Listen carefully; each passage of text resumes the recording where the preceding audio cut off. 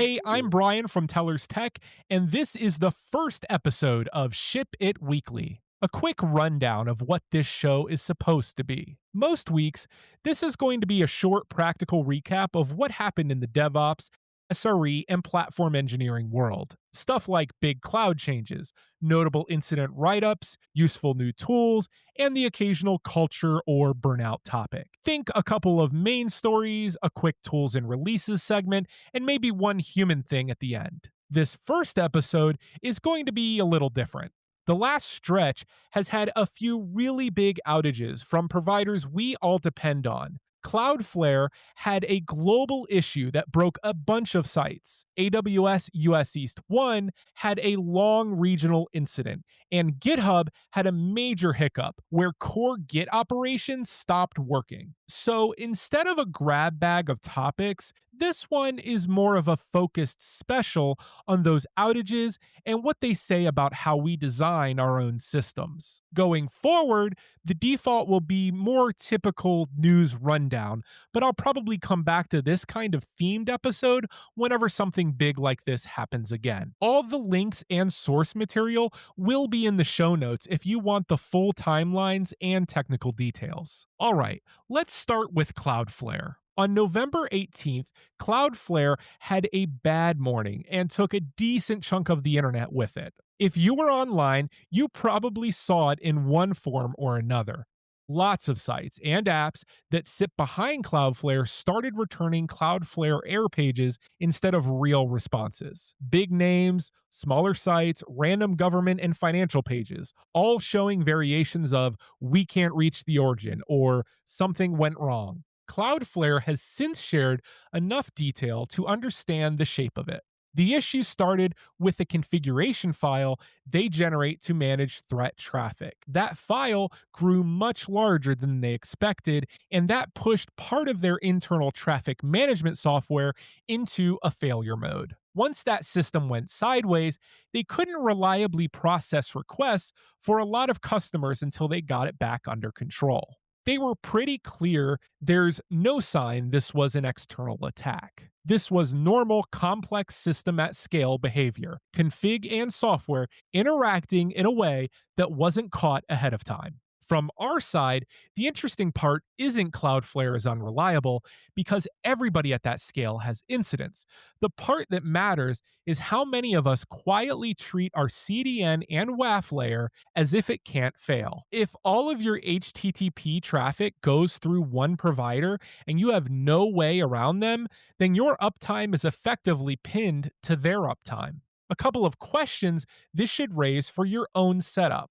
If your CDN is down for 2 or 3 hours in the middle of the day, what happens to your users? Do you have a way to temporarily route some traffic directly to your origin? Is that just a theoretical DNS change, or is it a documented, tested step you've actually walked through? And do you have monitoring that makes it obvious the CDN layer is broken but our origin is fine, or would you be piecing that together from user reports and a status page? Cloudflare front ends a huge percentage of the web. Incidents like this are not rare in the big picture. They're good prompts for a realistic CDN is down tabletop exercise with your team. Let's move from the edge of the internet into the cloud itself and talk about AWS us-east-1. Back on October 20th, AWS had a major incident in the US East 1 region. Depending on which analysis you read, it impacted well over 100 AWS services and lasted somewhere in the 14 to 15 hour range. That's not a brief blip,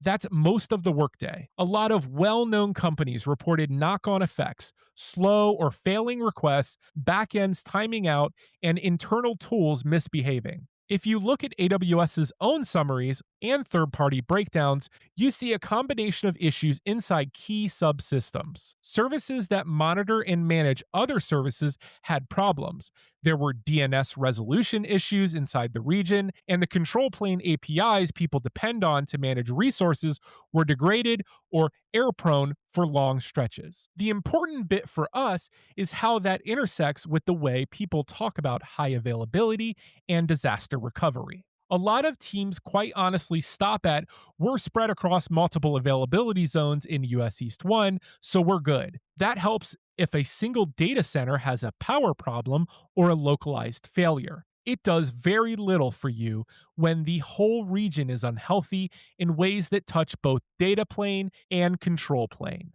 The second pattern that shows up in postmortems and social posts is the backup plan. You see some version of, if US East 1 has trouble, we'll just redeploy to another region with Terraform or CloudFormation. But in an event like this, the very APIs those tools rely on are also degraded. So your recovery plan assumes the control plane is perfectly usable at the exact moment AWS is saying, we're having issues with the control plane operations in this region. A few questions to think about in the context of your own systems. Do you have anything running in another region right now, even in a scaled down form, that could serve as a fallback? Not theory, but actual workloads you can point to. Could you provide some kind of degraded experience from that secondary region without building it on the fly in the middle of an incident? And have you ever walked through a full failover and failback end to end when things were calm, so you know what breaks, how long it actually takes, and who needs to be involved? I'm not saying everyone should be active everywhere. That's not realistic for most teams. But if you call a system mission critical and it only exists in a single AWS region with untested, we'll spin it up elsewhere docs, incidents like this are a pretty strong signal that's not enough. Now, let's shift from user-facing outages and regional issues to something closer to home, GitHub. On November 18th, the same day as the Cloudflare incident, GitHub had its own major problem. According to their status updates and multiple tracking sites, they started investigating failures on all Git operations in the early evening of UTC.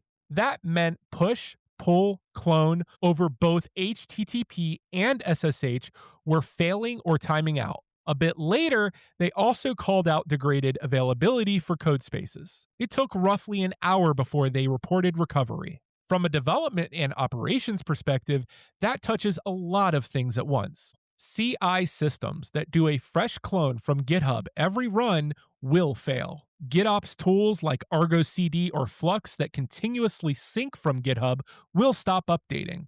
Developers trying to push a fix for some other outage can't get their code up. And if your only CI system is GitHub Actions, those workflows are either delayed or completely blocked. So while GitHub going down doesn't look like a classic production is down incident, it absolutely can turn into one because it stops you from changing production at the exact moment you might need to. Most teams don't have a playbook for GitHub is unavailable in the same way they have a runbook for Service X is unhealthy. A few things worth considering. Do you have read-only mirrors of your most important repositories anywhere else? Another Git provider, an internal mirror, anything? Even a simple periodic mirror of your infra and core app repos can make a difference. Can your CI run from a cached copy of the repo and existing artifacts for some period of time? Or is every pipeline hardwired to always pull from GitHub's live API?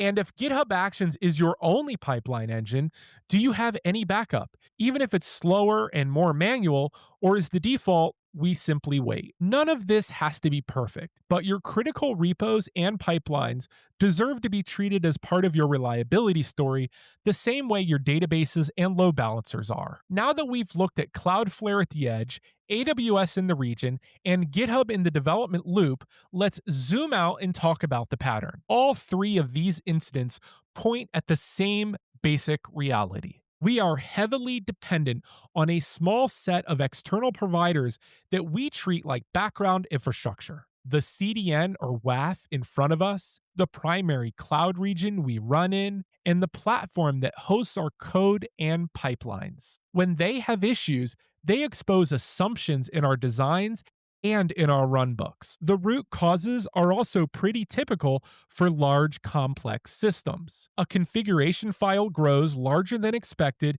and interacts badly with software that wasn't written for that case. Internal health or management services fail in surprising ways and drag down other components. Service operations inside GitHub stumble and suddenly Git operations don't reliably work. Nothing exotic, just scale and complexity doing what they do. For me, the practical move here is not to panic about the cloud being fragile. It's to get very explicit about where your external single points of failure are and then improve a couple of them in a concrete way.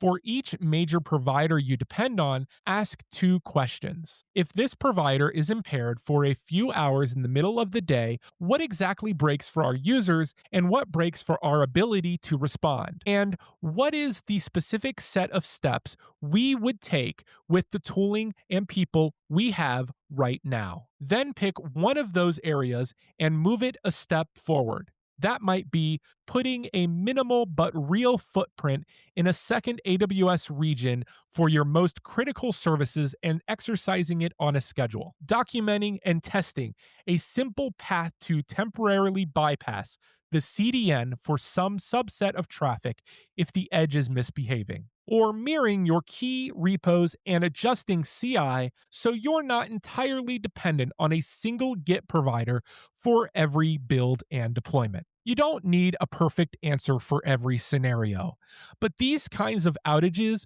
are useful pressure tests, and they're good leverage when you're trying to justify reliability work to people who only see the cloud marketing slides. That's it for this first episode of Ship It Weekly by Tellers Tech. Today was a bit of a special, mostly focused on three related outages and what they mean for reliability and architecture. Going forward, the normal format will be a little more mixed. Most weeks, I'll cover a couple of main stories, some quick mentions of tools or releases that are worth a look, and usually one culture or career topic that's relevant to DevOps and SRE work. We'll still do focused episodes like this when something big happens, but you can expect more variety week to week. If this was useful, feel free to share it with someone on your team who thinks about incidents, DR, and platform design. Show notes will have links to the Cloudflare incident explanations, the AWS us-east-1 analysis,